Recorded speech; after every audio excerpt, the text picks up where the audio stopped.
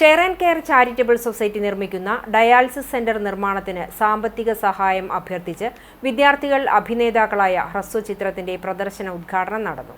Iringappuram SMUP സ്കൂളിൽ നടന്ന ചടങ്ങിൽ share and care charitable society പ്രസിഡന്റും നഗരസഭാ കൗൺസിലറുമായ ലബീബ് ഹസൻ അധ്യക്ഷനായി. സ്കൂൾ മാനേജർ സുജിത് രാജൻ, പ്രധാനാധ്യാപകൻ KS സജീവ് എന്നിവർ ചേർന്ന് ചിത്രത്തിന്റെ പ്രദർശന ഉദ്ഘാടനം നിർവഹിച്ചു. ഹ്രസ്വചിത്രത്തിന്റെ അണിയറ പ്രവർത്തകരായ Sajan Antony, Jose Maliyekkal, share and care charitable society ഭാരവാഹികളായ ഷമീർ ഇഞ്ചക്കാലയിൽ, സക്കറിയ ചീരൻ, ജിനാഷ് തെക്കേക്കര, EMK ജിഷാർ, KV സാംസൺ, ജിനേഷ് നായർ എന്നിവർ സംസാരിച്ചു. ചിത്രത്തിൽ അഭിനയിച്ച വിദ്യാർത്ഥിനികളായ ആദ്യ വൈശാഖ്, ഗോപിക എന്നിവർ ചടങ്ങിൽ സംബന്ധിച്ചു. 3 പതിറ്റാണ്ടിലേറെ നീണ്ട സ്തുത്യർഹമായ സേവനത്തിനു ശേഷം വിരമിക്കുന്ന പ്രധാന അധ്യാപകൻ സജീവ് മാസ്റ്റർക്ക് ഷെയർ ആൻഡ് കെയർ ചാരിറ്റബിൾ സൊസൈറ്റിയുടെ ഉപഹാരം ലബീബ് ഹസൻ കൈമാറി. ആദ്യ വൈശാഖ്, ഗോപിക എന്നിവർക്ക് ഷമീർ ഇഞ്ചക്കാലയിൽ, ജിനാഷ് തെക്കേക്കര എന്നിവർ മൊമന്റോ സമ്മാനിച്ചു.